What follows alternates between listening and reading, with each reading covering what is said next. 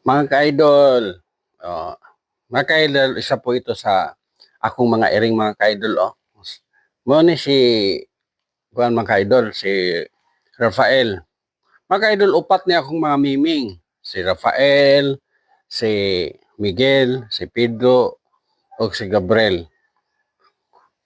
Mga ka-idol, i-share lang ako ni mga ka-idol, no? Katong walay mga pets, no? Mga ka-idol, sa tinuod lang, murag experience na ko, no? Usa ni sila sa makapa-encourage nimo mga idol na pagtrabaho, imong ampingan, imong kaugalingon, no? Imong yung i-pray nga maayo imong panginabuhi. Kay sa tinuod mga idol ga-pray gyapon sila mga idol nga imong pamilya safe. Kabalo mo mga idol, no? Nga na ako experience ni mga idol sa una nga kanang namatay ang usa nako kamiming mga idol. Wa ako kabalo kung unsay tabo, basta kay nikalit lang siya o di na siya mukaon, di na siya mo basta kay kuan mga idol ba. Kay istorya ko na sa uban mga idol, kini sila makabalo ni sila kung dunay mga sakit nga mosulod sa imong pamilya, mosulod sa inyong balay.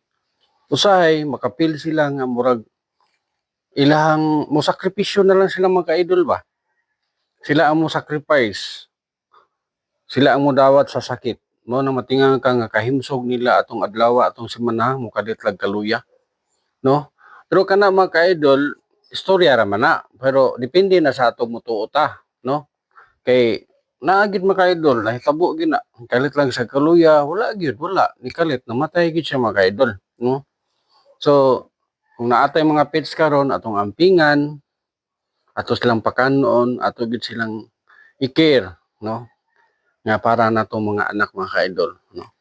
Di man kay ni sila mga kuan mga ka-idol, gamay og gasto, no? Pila ra gyud atong pagpakaon nila ani, no? Mga ka-idol, share experience naman na mga ka-idol sa ako, no? Kung doon na may mga experience regarding sa mga sa mga pets, mga dog o mga mamiming, i-share lang nyo mga ka-idol, no? Ang inyong mga experience mga ka-idol. Salamat kay mga ka-idol. Thank you. Bye-bye na, Bibi. Bye-bye, Rafael. Bye-bye. Bye-bye.